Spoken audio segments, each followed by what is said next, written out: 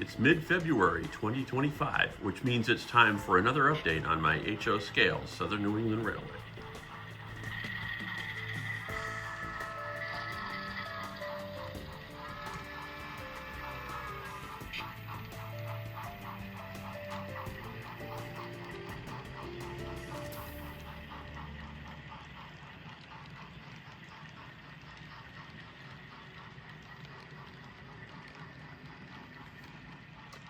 Let's watch Southern New England 280 number 481 cross the big bridge here, and then we'll take a look at what I've been working on in this area.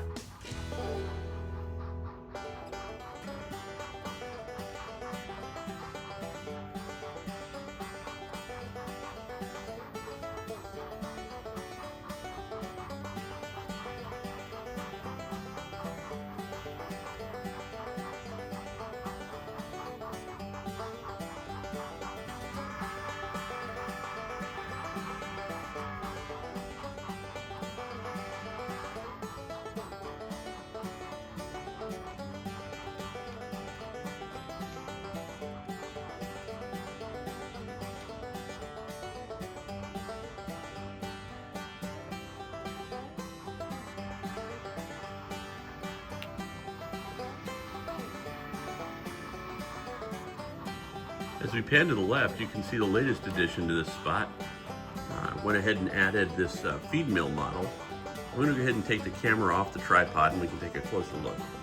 As part of the ongoing finishing touches here in the junction area, I had put a pulpwood yard here. That just never seemed to have enough, I don't know, it didn't seem to have enough oomph. I don't know how else to describe it, but it didn't seem to look right. So I went ahead and, this is the Brook feed mill that's also included in the same kit as the Streeter's store. It's a 2-building kit from South River Modelworks. So I finished the store a couple of years ago now.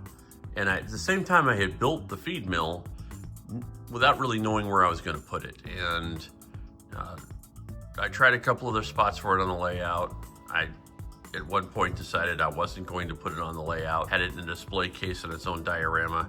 So I went ahead and added it here. I started by just putting it in place on its diorama just to see how it looked. I did have to arrange the track a little bit. I had to move a couple of, the spur over here, I had to move to the side to accommodate the feed mill. You can see here. At the same time, we had gotten a lot of temperature fluctuations this year in the basement, and I had a couple of spots where the track was really vertically alignment was out of whack in a couple of spots, especially where there were gaps. Like you can see here, I've got a piece of plastic I shoved under here just to true this turnout up so it lined up with the other part of the rail. I've still got to go in and paint that up. Anyway, the feed mill seemed to look pretty good here. I went ahead and cut up the bench work where I needed to. I had to, because it's on a slight slope, as you can tell by looking at it. It's on a minor slope.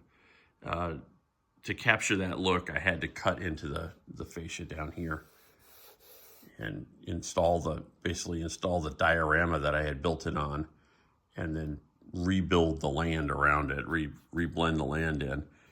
I'm going to walk around on the other side real quick. One issue I did have was the diorama was too thick to really fit the spot. And at first I looked at adding a grade to this siding right here, the spur, to bring it up perfectly level with the side door of the feed mill. That would have been a real roller coaster little grade, especially on such a short piece of track like this. So I ended up just putting basically building the edge of the diorama is right here, and it's masked with the retaining wall. It's not a perfect solution, but it looks pretty good. The only other thing I've gotten done is I took this Classic Metals truck and I think it's GC lasers or GB lasers. I think it's GC laser. Added a laser cut stake bed to it. It had been like a Santa Fe box truck, which really isn't terribly appropriate in New England. So I added that on here. Thought it was good to have that. Always room for one or two more vehicles. And moving over a little bit from the feed mill, you can see where I've added the ball signal here. This is one I had built a while back. Actually, it dates from the old layout. And the little shed down here, the hand car shed, which is here, I think, temporarily. I don't think it's going to live here forever. It might stay here. And you can see this is the track that ends up ultimately going down around the curve to the Charlton branch, which is the piece of the old Southern New England that I mentioned last time. So that's the corner of the layout we're in here. One thing I have is a spot here where I think could do with a small depot, even a train order station. And I have this Montville, Connecticut station model, which is very typical of a small CV station. I started putting that together in the last week or so, and it's obviously not finished yet. Need to finish the roof. I suspect it's going to live where I've put it here or somewhere near here. Other than that, the only other thing we've done is my friend Stick Harris, who I've mentioned many times, came over and we test ran a bunch of locomotives. I had a couple of engines that were being kind of persnickety, and we tweaked those. So we spent President's Day, the Monday of President's Day, going through that. He just left here a few minutes ago. And so one thing he brought over was this new Broadway Limited Boston and Maine 284. I'm going to go ahead and tack some video we did on that on the tail end of this, and we can take a look at it, and you guys can see that run. One result of that was I'm pretty sure that the Southern New England is going to purchase a couple of B&M 284s and add them to our roster. Pretty legitimate storyline because, of course, if you don't know, the actual B&M 284s, many of them were sold to the Santa Fe during World War II. And so it seems perfectly logical that one or two may not have gone to the Santa Fe, but went to the Southern New England instead. All right, let's listen to the new T1, Roll Through Town. T1 or T3? T1B. T1B. This is a Boston and Maine version 284, Broadway Limited. The variant with the 6-wheel tender truck.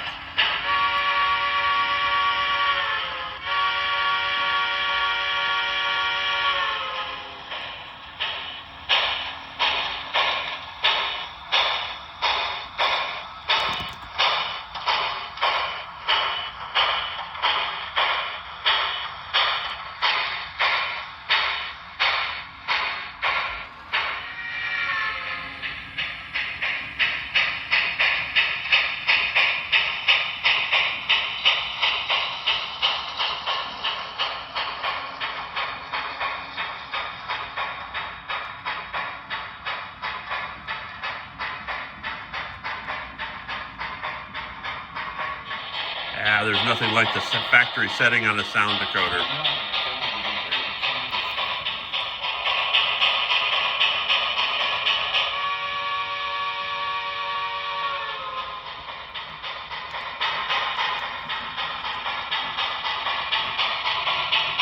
And you can see the working class lights atop the coffin feed water heater, which Stick will never turn off, ever.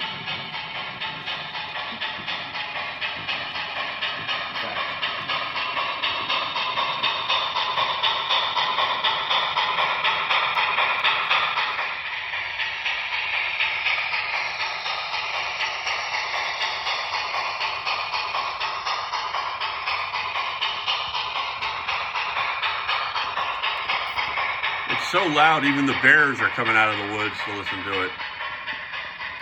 What? It's scaring the cows.